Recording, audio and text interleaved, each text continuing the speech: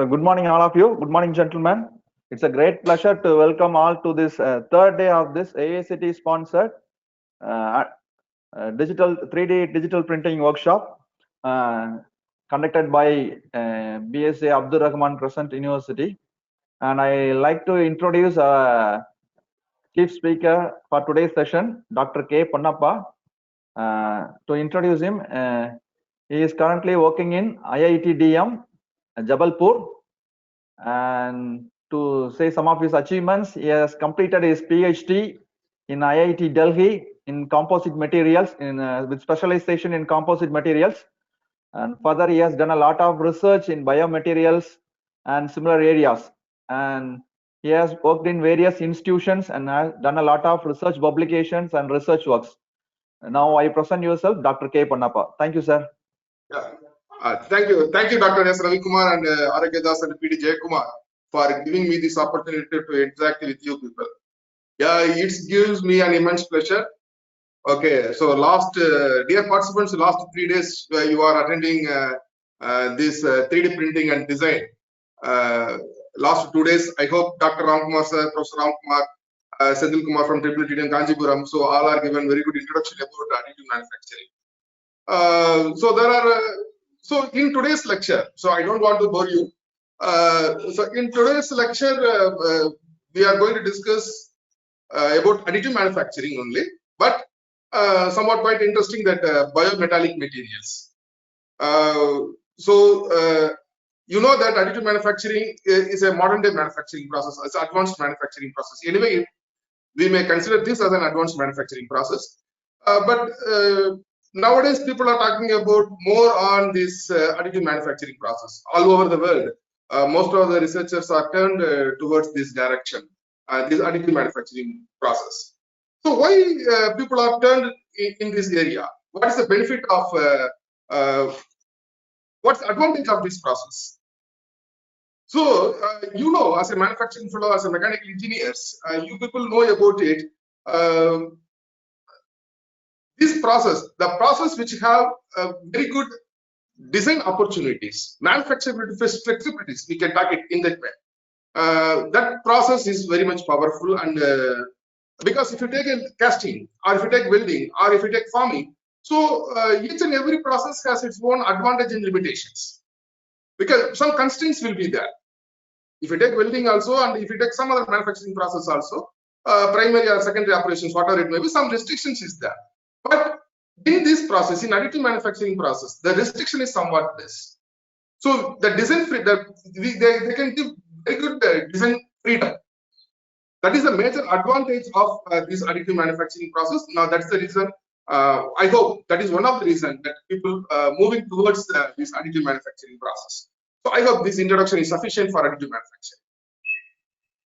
So regarding that, in today's topic, next one hour, so we are going to discuss about this how the additive manufacturing process is helpful in what are the challenges and the opportunities in the biometallic materials. So I would like to give some introduction about. Before entering into these things, so we should know some these 4 basic terms you should know. What is biomaterial? What is implant? What is prosthesis? And what is artificial organ? These 4 basic terminologies, these differences we should know. So biomaterial is a non-viable material. That's very important. And for this in future, suppose if people are interested to know about these biomaterials, better you refer R.D. Bruckner. It's a very good book, fundamental book by Academic Press Publications. Now it is taken care by Elsewhere. Please refer this book for future references. B.D. Ratner, B.D. Ratner, R.E. Ratner. That book is very good book. So most of the lectures from fundamental clarifications, usually I refer this book. So if you have a chance, you can refer these books. So the biomaterial means is a non-viable material used in medical devices intended to interact with the biological system. So these materials we call as biomaterials. In the biomaterials, further classifications are done that we are not going to in depth. One is metal, another one is the polymer, another one is the ceramics. So in this session, we are not going to deal much on ceramics and polymers because that area is different. Some of the people are working in this area. So in this FDP, so I am going to stress only on metals, biometals. Next one is implants. So for making of implant prostheses and artificial organs, we may use biomaterials. I already told biomaterials may be of metal, non-metals. In the non-metals, again ceramics and the polymers. These are coming to the picture. So now you know that these basic differences: what is implant, what is prosthesis, and what is artificial organs. People may have a doubt. So when we call it as implant, when we call it as artificial organ, when we call it as prosthesis. So I given this detailed information about this. You please read it. Okay. So the implant and the artificial organ, that is major one. Implant means any medical device is made of one or more material. That means one or more material within this is a combination of one or more materials. It may be of alloys. One may be of metal, another may be of metal or non-metal, whatever it may be. Intentionally placed within the body. That is the very important one. Whenever we place inside the body, that is also the below the surface, that means below the skin, then only we call it as implant. We know that most of the people may thought that copper is a very good biomaterial. Copper is a very good, people may think, but it is not true. Yes, copper has very good biomedical application. Application means it is very good for health. If you keep water inside or if you keep something inside and if you drink it, it is good. Copper is not a biomaterial. Copper cannot be used as an implant because of the nature. You please understand the difference. So all the materials are not biomaterials.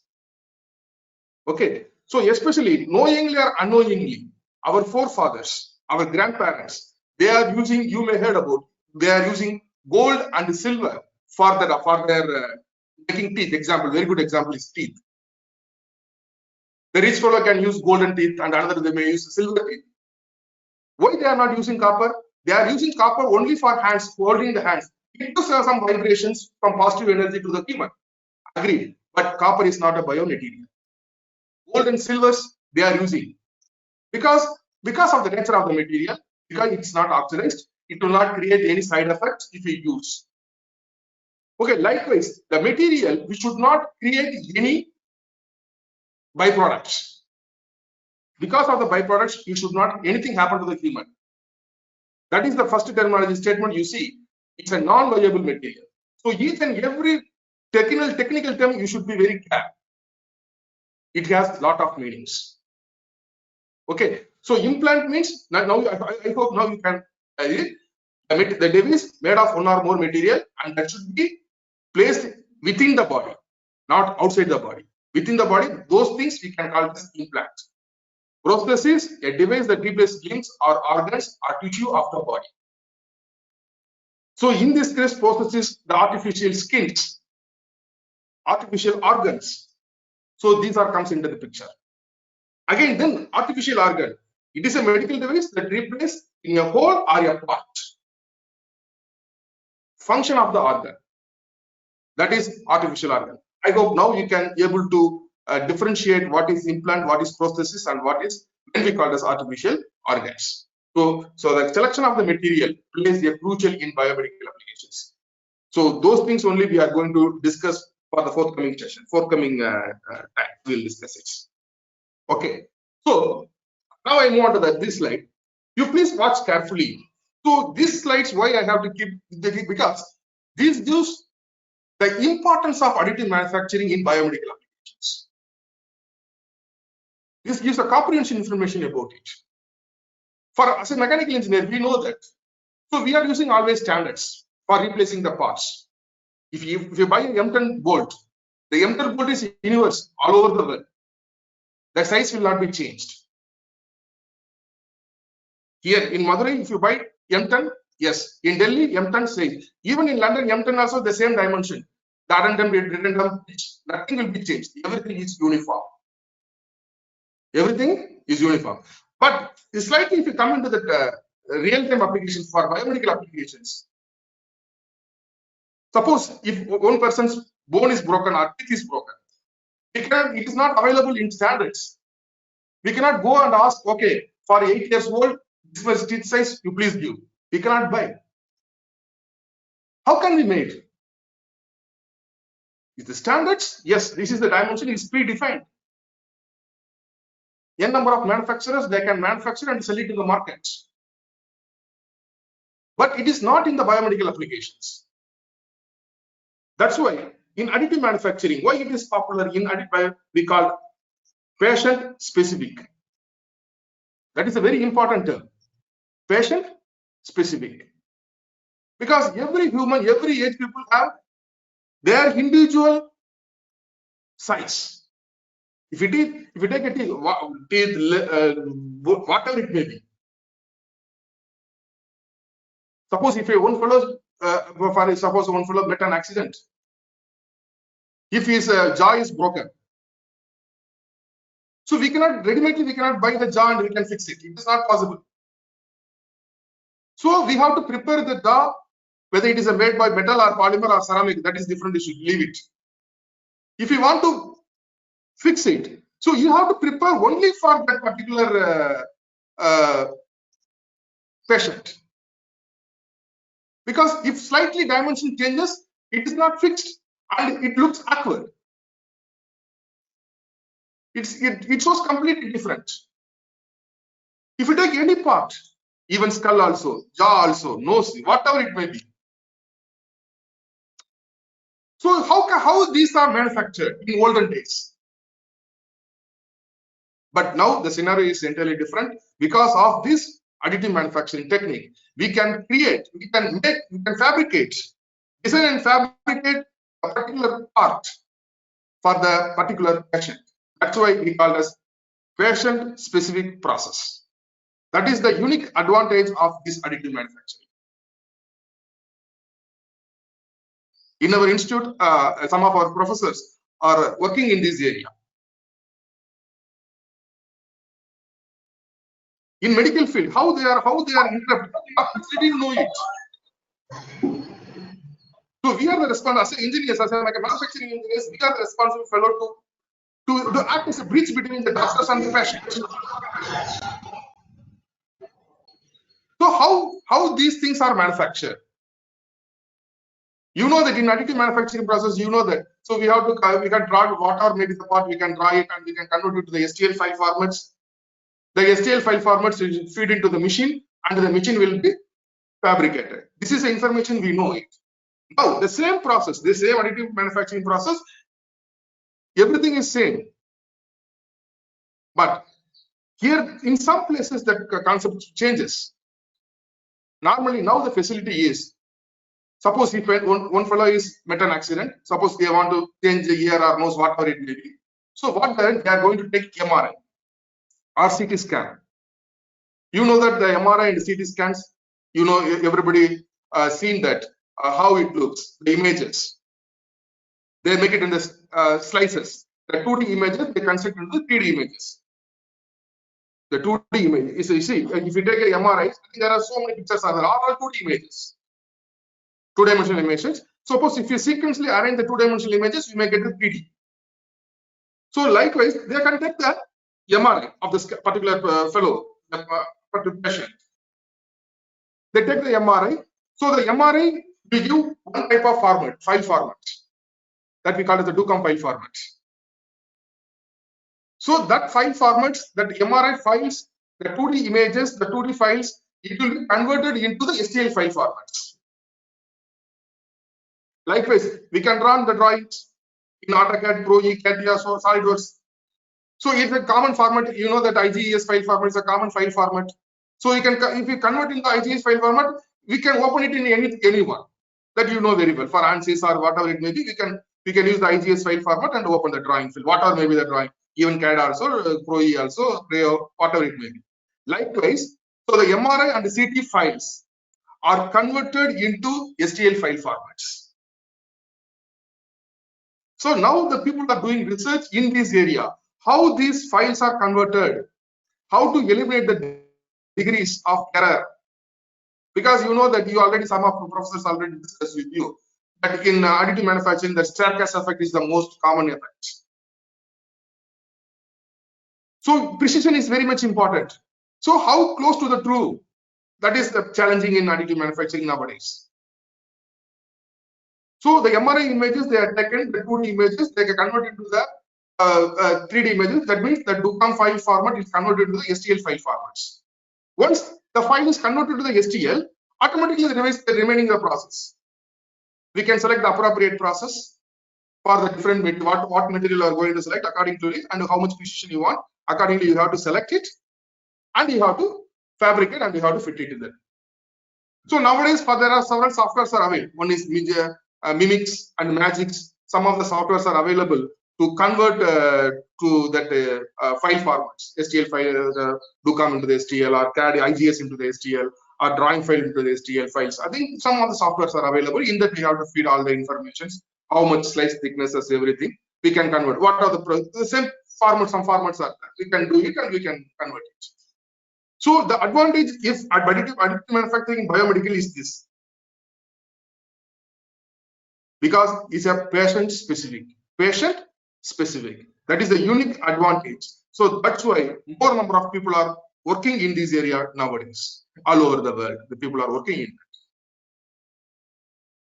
that. Okay, so this is the so if you want further information about this, I think in the bottom I given that reference. You please refer this. It's a very good paper. You please refer it, and you may get further more information regarding this additive manufacturing in that field. I think it's a common general information. I think it's very good to read. If you want further information, you please read it. So in this session, I want to, I think with 1.5 hours, with 1 hour 15 minutes, I think it is very difficult to discuss everything. So as much as possible. So whatever I learned, whatever I gathered, so the same information I simply convey to you. So each and every slide I given the references where I read and everything. So you please noted and you have to use further. Okay, it's most welcome.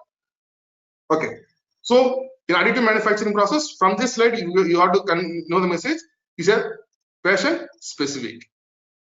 Okay, that is. Now, if you see this image, if you see this, so this is the stunt that you know. So this stunt, I think there are lot of design concepts are involved and lot of manufacturing techniques are involved in making that slides.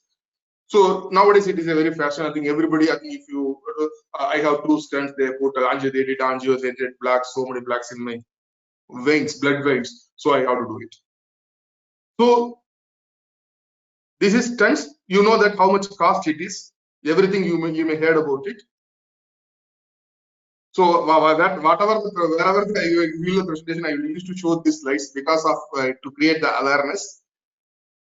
Okay, I hope you also these things. So this is the metallic stunts which I shown to you. It's a metallic stunt. You know the cost of these stunts also nowadays. If you go into the market, how much cost? They are telling it lakhs and lakhs of rupees, 50,000 rupees, from very to 50,000 rupees to even 1 lakh rupees, 2 lakh rupees. So I taken information from the Times of India. So that's also you can go through it actually. So how much cost they are spending? I think it may give maybe it may give shock to you. Can anybody know how these are other than additive manufacturing process? How these stunts are manufactured? You please think of. It's pure mechanical process. It's a pure mechanical process. You imagine how these, you please find the answer for it, how these stunts, the metallic stunts are manufactured nowadays. The fundamentals of this manufacturing process we come across from our undergraduate onwards. Starting from casting, tube extrusion, laser cutting, electro polishing, these process only. If you manufacture bulk, the cost of this stunt is not more than 500 rupees, even 1,000 rupees. This is the real manufacturing cost. But in the hospitals, what about the price for these tanks? You imagine. It's a simple manufacturing process. The fundamental manufacturing process, till date they are using and they are manufacturing it. It's simply the casting. In the casting, what are the alloys which is required for it? We can prepare and extruded, tube extrusion. After tube extrusion, they are cleaning and they're going for the laser cutting. Again, etching. That means to remove the burrs and make it fine. And again, they're selling into the market. So what about the maximum cost of this process? Material also, I will tell what material they are using right now. That also we will going to discuss. What about the cost of this stunt alone? How much profit you see? The price range and profit margin you see distributed to the patient. There are two types of drug-eluting stents and bare metal stents. So I am talking about the bare metal stents. I think there is not that much difference in the drug-eluting stents. I will discuss this also. You see that the last point, distributed to the patient, how much profit they are making.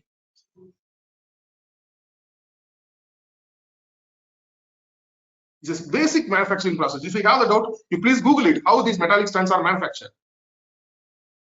How much cost for each and every step. You may, whenever you have time, you please go through it.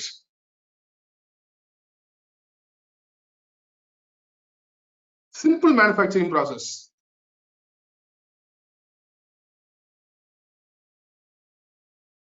Okay, leave it. Now you come into the real pen. I think this is for making awareness. So that's why I put in these slides normally. Okay, now we come into the real thing. So these stents are made by metals. Nowadays, they are making use of polymers also, biopolymers they are using. Biopolymers also they are using. That is also by the injection molding, they are using it. Or in that I fit up for advanced manufacturing process, additive manufacturing, they are using a stereolithography process. If the polymers, stereolithography process and some other process they are using to fabricate this type of stents. Okay, so my intention of this slide is, so simply you cannot select the material and you are not manufacturing the material. What purpose? What is the uniqueness of the component? What is the minimum strength which is required? Those things you have to consider. That is the intention. That you should be very much aware. You see, in this top one, left corner, you see. So this is the blood vessels, blood veins. Normally, in blood veins, there is a clot. That is that unwanted unsaturated fat. It is deposited over the blood veins, so it affects the fluidity of the blood. How the angio is working is complete the fluid mechanics concept. That you also know continuity equation. A1 V1 is equal to A2 V2. Simply based on the fluid mechanics concept, it works. You see, if the path is narrow, the velocity will be affected. So that means the belt will not be passed through it. So what they want to do it, so if the block is more, you may have about 60%, 40%, 70%, 100%. 100% means completely blocked, belt will not go from this side to that side. Heart attack will be immediately comes. That's a different story. So based upon the blockage, they may percentage they may calculate it and they tell it to you. Okay, if it is very small, it's not a problem. By medicine they may cure it. They can remove it. If the block is more, according to they have to take the decision. Sometimes they may cut and they can join. Sometimes, likewise, they have to enhance. They have to maintain the passage. That's it. Now you come to know that from this one, first figure and the second, third figure, if you see it, you may know the passage is uniform, so the blood flow will not be affected. The problem is how to insert. That matters. How to insert. You see the first one, initially it is very small in diameter. They have the balloon, they call it as inside, they pass through it. After that, they blown the air. Because of this blown, what happens? The metal stretch. The metal stretch. In our technical term, we have to say that ductility or percentage of elongation. Then only it helps. Suppose if the metal is very hard, you have to give more pressure to expand. More pressure to expand. So if you give more pressure, I think patients may have some problems. So that's why that metal should have, the biomaterial should have the capacity of very good percentage of elongation or very good elasticity, and it should have sufficient strength. As a mechanical engineer, as a fellow, we know that strength and the percentage ductility is contradictory to each other. The material which have very high strength, obviously it has very low ductility. That we know very well. Here the point is how we have to maintain this property, the same mechanical property. So manufacturing the component or designing the component is not a matter. The selection of the right material, the right manufacturing process. So what the component is, what the property, what is the desired property, how to attain such property, that matters. So I request you people that co-researchers and the students, any PhD scholars. So simple manufacturing is not a big thing. For what purpose you have to manufacture? Whether it could serve the purpose or not. Accordingly, you have to select the process, and accordingly you have to select the material. Okay, here you see, so that the strength should have the property, it got very good strength and very good elongation. That is the much needed property. Okay. Okay, you please keep this figure in your mind. So I move on to the next slide. Okay. So in this, the biomaterial, in that, especially this manufacturing, do you know the various types of metallic biomaterials? Normally, there are 4 or 5 biometallic materials are widely used nowadays. The first one is stainless steel 316L. Stainless steel 316L. Here, some of the materials I mentioned here. Stainless steel 316L, cobalt chromium, and tantalum. So other than that, some other biomaterials are available, but those materials are not preferable for making cells. That is the point I want to convey. Titanium, you may have heard about. Titanium is a very good biomaterial. It is very much useful. Yeah, almost all applications, dental applications, bone replacement, everywhere the titanium is used. But titanium alloy is not suitable for manufacturing studs, though it is a biomaterial. That is the not. Why it is not suitable? Yeah, it is a very good material, biomaterial. Why it is not? Because of its property. That property is not suitable for this application. In general, if people talk about titanium, the first preference is titanium. Second one, cobalt chromium. Third one, stainless steel 316L. That is a universal material. I think last 25-30 years, people are using this material as a biomaterial, 316L. Nowadays, tantalum is also a very good material. Tantalum. So next slide, I will show that what are the other different biomaterials which are useful. Okay. So now, here why I am showing this, because these are the 4 or 5 companies which are very much popular for manufacturing these studs. You may have heard about Johnson & Johnson, Boston Scientific, Medtronic, and Abbott. So these are the companies, they are very dominant in manufacturing of studs. Johnson & Johnson, they are using 316L. Boston Scientific, also 316L. Medtronic, cobalt chromium. And Mission Abbott, cobalt chromium. There is another series. And they are using of titanium, tantalum, and this is a combination. This is we call it a functional graded material. That chapter is different. They are using it about. And if you see the yield strength of the material, I told the strength is very much important. 0.2% of the yield strength. If this here, please note it out. They are not considering the ultimate tensile strength of the material. They are considering the yield strength of the material. I hope that also you may know it. So these are the popular companies, and they are using this material. They prefer to make this material. They are not using titanium for making sense. I already told. So here, some of the materials. What are the desired properties, biomedical properties which are required for the particular material? That you can see: bioabsorption, the mechanical integrity of 3 to 6 months, and full absorption is 12 to 24 months. Biocompatibility, the mechanical properties. I am talking about mechanical properties and microstructures. These are very cool. So the strength is more than 200 megapascal is much needed. Ultimate tensile strength is above 300. Yield strength to elastic modulus is above 0.16. Failure to elongation to failure is about 15 to 18%. You see, elongation to failure, that is ductility. This is minimum of 15 to 18% is needed. For those materials only, you have to prefer for making studs, because we are going to give the air, and it should be, initially it is very small in diameter. After passing the air, the diameter should be increased, and it should be exactly fit in the veins. So that is a much important property. Unfortunately, titanium has not that much elongation.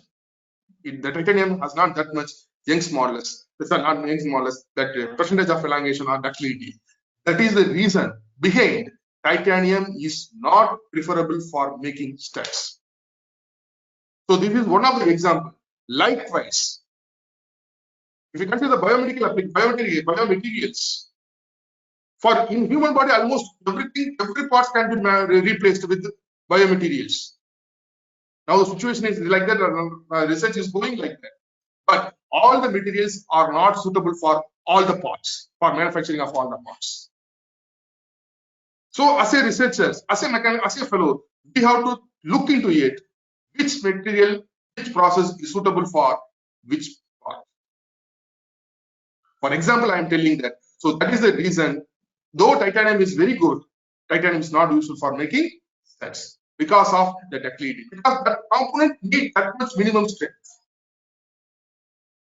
That much minimum strength. Again, I coming to that microstructure. So these things we already studied. That is nothing new. These we already come across. So again, you come into the microstructure. If you see that homogeneous and approximately isotropic. We know what is homogeneous and what is isotropic.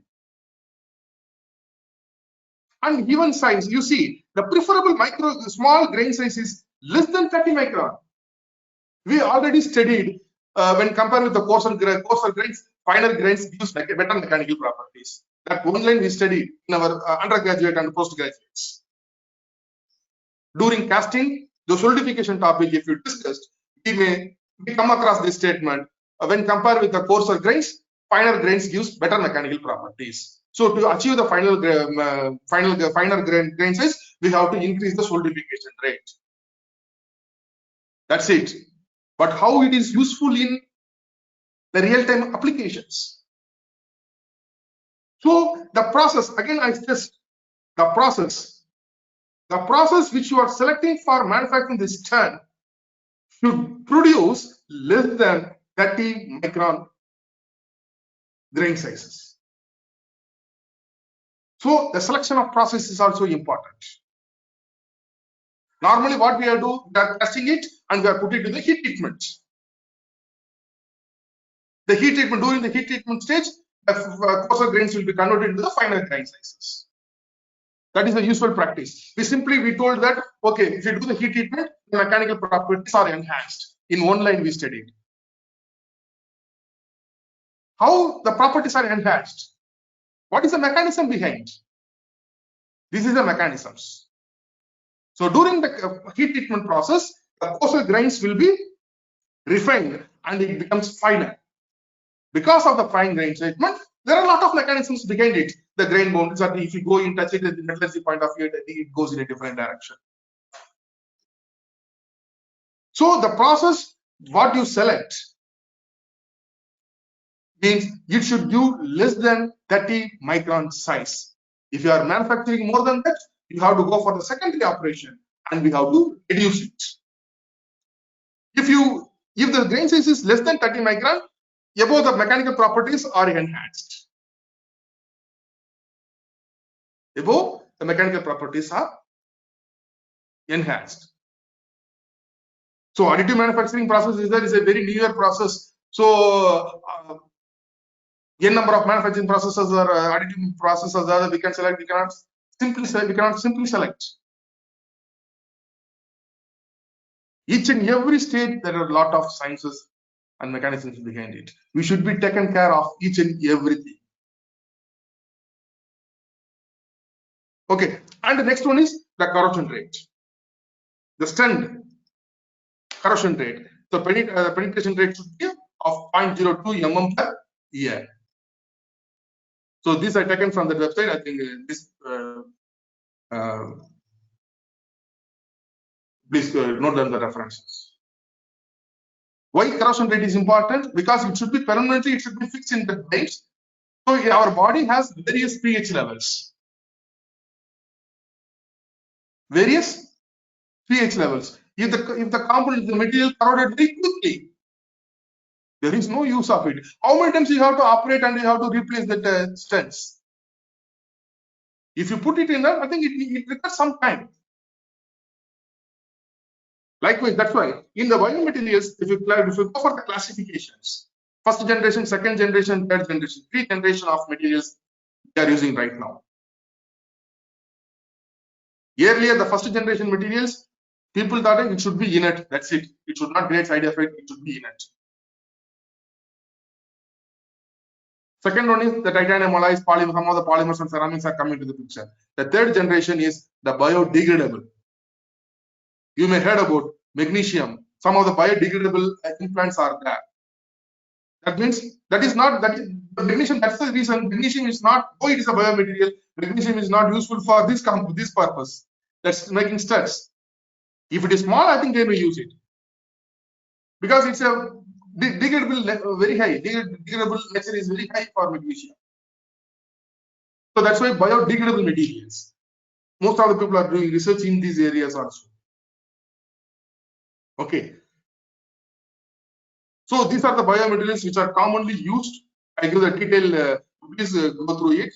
So the titanium and titanium alloys and what are the various grades which are useful and which purpose they are using it. Bone fixation for things, stainless steel 316L, dental knee and surgical tools, cobalt chromium alloys, shape memory alloys, nickel titanium, and polymers, PMA, PE, and PEEK, bioglasses, zirconia, alumina, and hydrogen apatite. So these are the commonly used biomaterials. These are second generation biomaterials. I'm not talking about the biodegradable materials. Biodegradable materials, it's not coming to the picture. Only that second generation material I'm talking about. So these are fixed. These are not degraded in the body fluids. It's not degraded in the body itself. It's not degraded. It should be fixed. Okay, these are some of the commercial normally used materials. If you see it, the materials are not that much. Very limited materials. Very limited materials. So there is a very big story in the stainless steel also. Very big history is behind because the stainless steel 316L. You know that one question I put it. If you have the time, you can please find the answer for this question. You know, iron, Fe is a magnetic material. Generally, it is a iron is a polymorphism. So at the room temperature, it is in BCC. In the melting temperature, is also in BCC, and in between temperature, it is in FCC. That's why we call it as based upon the temperature, the phase changes. That's why we call it as a polymorphism material. Iron is a polymorphism material. In general, iron is in ductile. That iron is in magnetic in nature. Suppose if the strengths or any components are made by stainless steel, iron based, and if we keep it in our body, can we take MRI? MRI means magnetic resonance image. Even if you go for X-ray or whatever it CT, whatever it may be, they removed everything. Gold or what, nothing, no ornaments, nothing. They removed everything, then only they can allow because magnetic will react. If the component is made by iron based, And if we keep it in our body, can we take MRI? But people are taking MRI. How? There is a lot of science behind it. Okay. So likewise, every material is not a simple one, because everything is a lot of science is behind. There is a lot of reasons behind it for selection of this material. For a newer generation, for if you want to develop a new material, you have to take into account for all the informations. Okay, so I am taken from the book, I think ASM Titanium Alloy ASM International book. I think from this I am taken this information. Okay, so one slide I put it for biodegradable materials. So Fe alloys, Mg alloys, and polymers. These Mg alloys are biodegradable materials. Biodegradable materials. Okay, so we will discuss these things later, not now. Okay, if time permits, we will discuss. Okay, some of the commercial properties of metal implants. So this also, you please go through it. I think this is a scanning SEM image. I already told stainless steel, cobalt, chromium, titanium alloys are implant materials. Not now. You come to the really from the stents. I'm not discussing about the stents. That is completely over. The other parts, implants, you can put it in the human body, below the inside the human body. So in this case, cobalt, chromium, annealed and cast. You know now why it is annealed. The heat treatment process, what happens inside, that because of the heat treatment, that for coarser grains will be converted to the finer grains, and the stress will be completely relieved. So the performance is very high. So likewise, titanium and titanium alloys. This is a famous grade, very familiar grade among the researchers.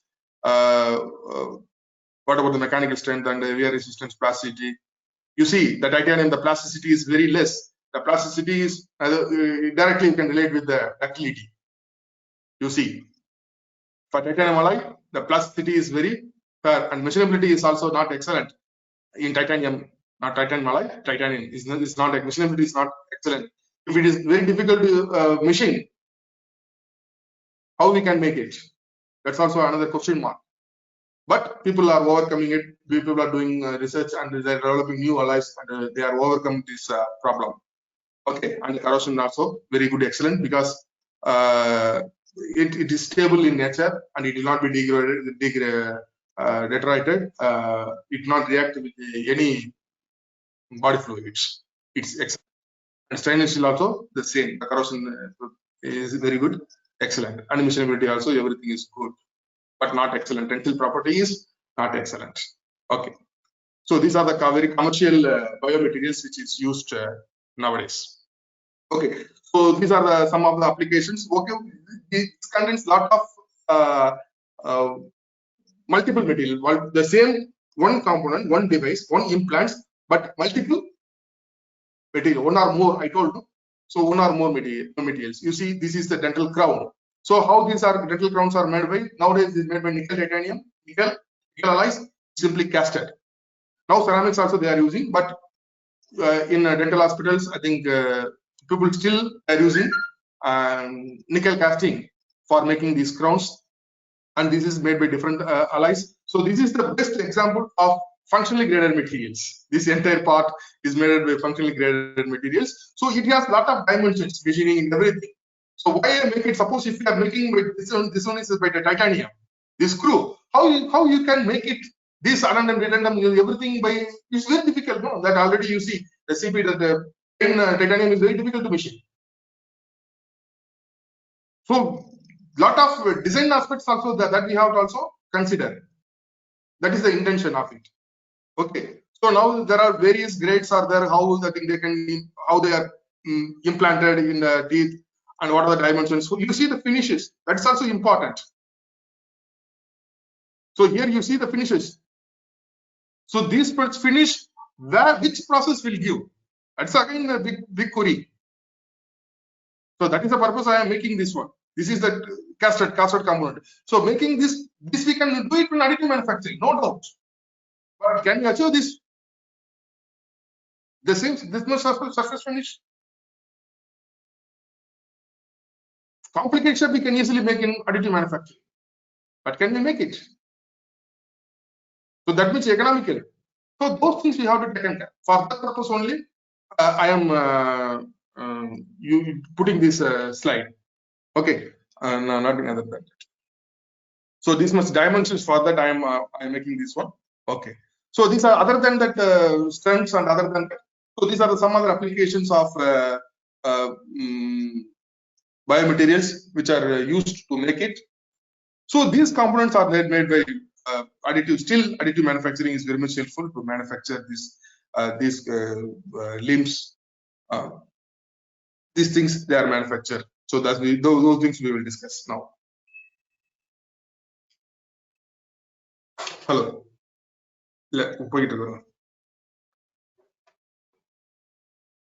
Okay, so this I don't want. Okay, so this is any now we enter into that. I think before that we discuss only about biomaterials, the importance of biomaterials and selection of the process, those things. Okay, application of the biomaterials. Now we slightly enter into the additive manufacturing. What are the additive manufacturing processes which are available to manufacture the components? Okay, so this is the general way. Whatever may be the additive manufacturing process, this is the general procedure they are making it. CT scan or MRI or design concepts, whatever it may be. So those things we make in the 3D CAD modeling to analyze and optimization, and it will convert into the STL file conversion, then 3D printing machines. If it is successful, then it go for the post process and the final product will be coming out. The same way, CT scan, DICOM data processing, additive manufacturing process. After the process, we have to go to the post processing. After that, we have to do the testing, and if it is successful, then we have to give it to put it in the patients. So this is the normal procedure for any additive manufacturing process especially in biomedical field. Irrespective of the material, whether it's a metal or non-metals. So this is the common thing. This is a common procedure. This is a common template which they are going to, which we are following. So I don't want to discuss much on this because already professors are given various processes, how these processes are classified. Those things you already know. I don't want to discuss much on these things. These are various processes. Okay. This will come later. After that, I will come. Okay. Okay. So in metallic materials, in additive manufacturing process, there are 4 processes are very much useful for, especially for metals. What are the biometals which are used? One is titanium 316L, major titanium alloy, stainless steel 316L, titanium alloys, cobalt chromium, tantalum, nickel titanium. So these are some of the major biomaterials which we are used nowadays. In biodegradable magnesium alloys, we are using magnesium and its alloys. We are using for biodegradable. This is the metallic part. So for metallic components, for biometallic materials, in the case of additive manufacturing, there are 4 processes are very much useful. They are widely used. They are selective laser sintering, selective laser melting, lens, lens, and electron beam melting. So these are the 4 processes which are very much helpful. Among these 4, each and every manufacturing, every process has its own advantage and limitations. According to the material, according to the requirement of the desired application, you have to select the process. Okay, selective laser sintering and selective laser melting, both are not same, is completely different. Electron beam melting and the lens, it's not same, it is different. So each and every among these processes, there are pros and cons, and the mechanisms are slightly varying. So you should be very careful about to selection of this process. That is also depends upon the application. What is the requirement of the particular component? What are the properties which are required? Accordingly, you have to select this. Okay, I'll come before that. So in general, there are two sources which are very much useful. One is electron source and one is a laser source. Electron source as well as the laser source. Laser is widely used for metallic materials because metals have very high temperature, melting temperature. So normal it's very difficult. So laser we have to use for manufacturing metallic materials in additive manufacturing process. In this, we classify it into two. One is partial melting and another one is full melting. Partial melting, full melting. The name itself is defined. Partial melting. It means the metal parts, the metal particles, because we are going to use the powder forms or wire forms, whatever it may be. So wire we are using very less, mostly powders. So the powders are not fully melted. In some of the process, powders are fully melted. Once the powders are fully melted, the solidification, what the concepts in casting process, the same solidification is going to implement, the same mechanism is going to implement in this process because it is fully melting. The same thing we have to, so that's why I show the difference. In partial melting, only the outer surface is going to melt and it is going to be burned. But in the case of full melting, the metal is completely going to melt and it will be layered. You know that additive manufacturing is a layer by layer manufacturing process. Suppose if the metal is fully melted, the behavior of the solidification behavior is entirely what we studied in the fundamentals of casting. The same concept is going to implement. So how fast you allow it to solidify, that you've taken care. Because you know that when you achieve the final grain size, the heat dissipation should be very fast. The solidification should be very fast. Solidification should be very fast one. That means ambience you have to create in that. Then only heat will be dissipated. It should be solidified immediately. Suppose if it is in viscous state, it will not flow. So we have to control the laser. If the laser source is energy is very less, it becomes partial melting. Because in all the cases, partial melting and full melting, in all the cases, in all the four processes, you are going to use lasers.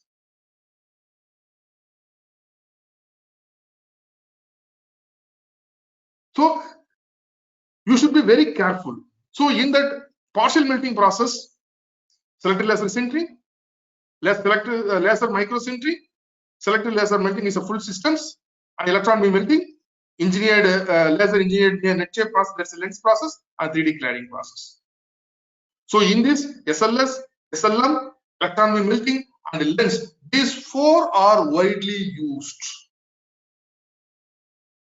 So in various methods we can classify. This is based upon the energy, laser energy we classified. And here we classify into the direct energy based and the powder based. So in that way also we have to classify. That's why I go for easy understanding. I used the previous the old next slide I shown for understanding. Okay, so this selection is very much, we can classify it in according whatever. Here for understanding, you see in the direct energy deposition, direct energy DED method we call this, or direct energy, directed energy based. In the powder is flow. Where the powder is flow, you see that through this, the laser forces.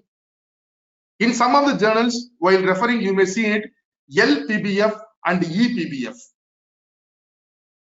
You may found LPBF. In this case, you have to use two sources. Electron also you have to use, laser also you have to use. If they mention PBF means powder bed fusion.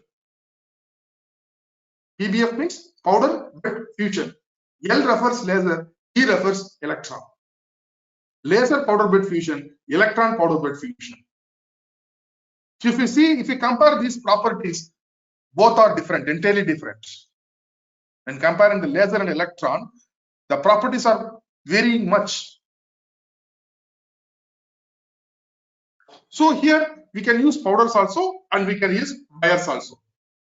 You feed, wire feed, and layer by layer it is deposited. Yes, you can use the laser source here also.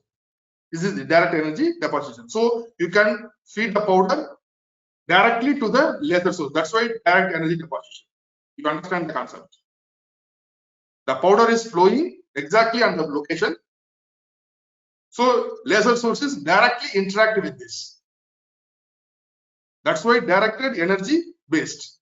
You see the wire is coming and laser sources directly used. But in the case of powder bed, the powder is filled with the, and the source is over that. You see the difference, direct energy and the powder bed.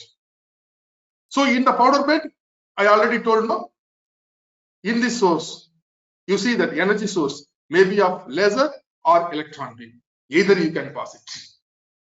That is the difference. So this itself, it gives lot of changes in the property. This gives lot of changes in the property. So these are some of the components which are made by, this is made by electron beam, and this is B. This is made by porous nickel titanium. This is selective laser sintering, and the fuel burner is inconel material. It is also by selective laser melting, and this is by selective laser melting titanium porous material, and this is by selective laser melting, and this is titanium heats by electron beam melting. Electron beam. You see, only these processes are selective laser melting, electron beam, lens, and the SLS, selective laser sintering. These are the 4 techniques which are widely used. If you take, if you refer any journals or anything for metallic materials, these 4 processes are very much helpful for using additive manufacturing process. So according to the applications, according to the limitations, you have to select. So it depends. There is no constraints of using it. There is no constraints. These are the 4 techniques, these are 4 materials according to the shape of base level. So here the error, where the error comes, the error comes in the 2 stages, mainly. One, the file conversion. One, the file conversion. Another one, during the processes, because layer by layer you are manufacturing. Layer by layer you are manufacturing. The strength. For example, I am telling that, so you please think about it. Aluminium, one of the lightest metal. One of the lightest metal. Can we use aluminium in fused deposition model? FDM process.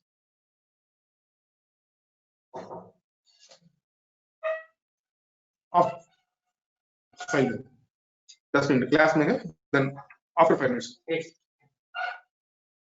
Can we use aluminium? You know the aluminium, the nature of aluminium. You can imagine. So the nature of aluminium, you know, whenever it is in molten hot state, I think aluminium oxide layer will be formed very quickly. Those who are working in aluminium, you may come to know that. Aluminium oxide layer will be formed very quickly. In the FDM process, if you are using wire, if you are extruded, first layer will be deposited. What happens? Immediately aluminium layer will be formed. And over that, if you place another layer, how the bonding will be? How the structures, what about the strength of the structure? So even though if you make it 100% vacuum state, if you use it, what is the benefit actually? So whatever it may be, we are working for the customers. What customers' expectation? The customer should be expectation. I think it should satisfy the needs. That means it should be have very good performance and the cost wise. Ultimately, everything comes under the cost. Okay, the common people never bother about this component is made by IT manufacturing or this component is made by casting or welding. What they don't bother about it. That ultimately is okay. It should satisfy their purpose. That is the maximum thing. Okay, if it is made by a very good manufacturing, additive manufacturing, latest manufacturing process, this cost is this much, but performance is low, you have to buy. Who will buy?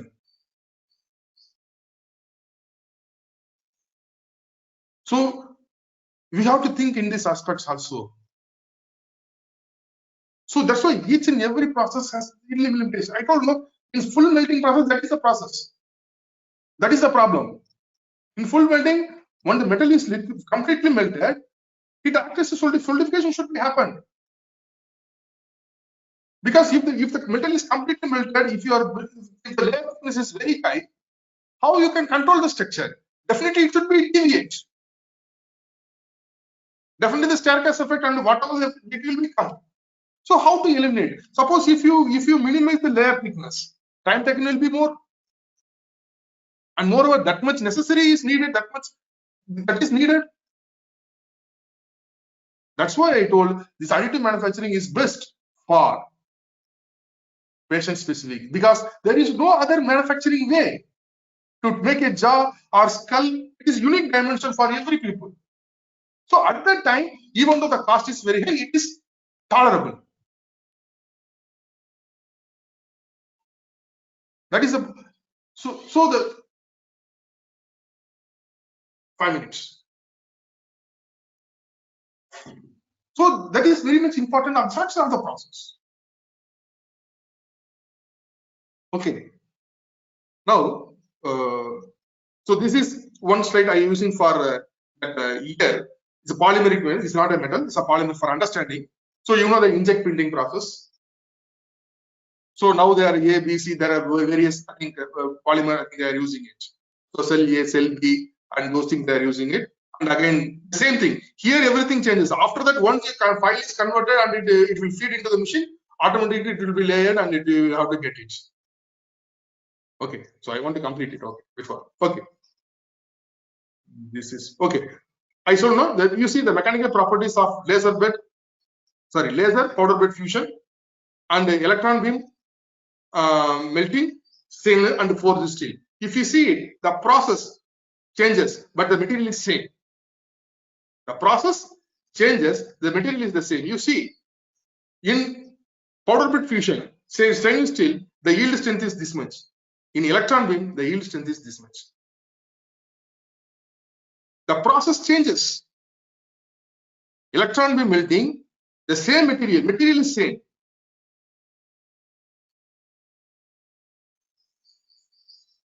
Sorry, it is mistake. It's 62.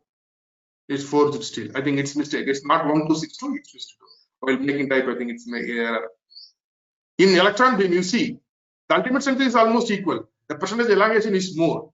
In laser bed, the percentage elongation is less. Now you have to decide.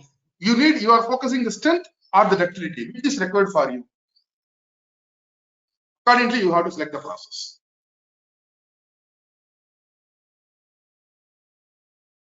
So the selection of process plays a crucial role. And another one, you see, cobalt chromium, the same cobalt chromium. In cobalt chromium, in electron beam, if you are using the ultimate tensile strength is 1450 and ductility is 36. In laser powder bed fusion, cobalt chromium, ultimate tensile is low, the yield strength is very high, and the elongation is 32. If you are cast cobalt chromium, it is 10, 800, and 540. Why these properties are changes? By changing the process, because the mechanism is different. The powder bed mechanism is different and electron beam mechanism is different. Electron beam mechanisms are different. So the selection of process is important, the selection of material is important, and you have to okay. So thanks for your patience. If you have any queries regarding this, you please ask. I'm ready to clarify. So I Okay. thank Dr. K. Punnappa for giving a spending the valuable time in giving the very nice introduction about the biomaterials in additive manufacturing. Thank you, sir. Thank you for giving your time. Okay, thank you, sir. Thank you. Thank you very much.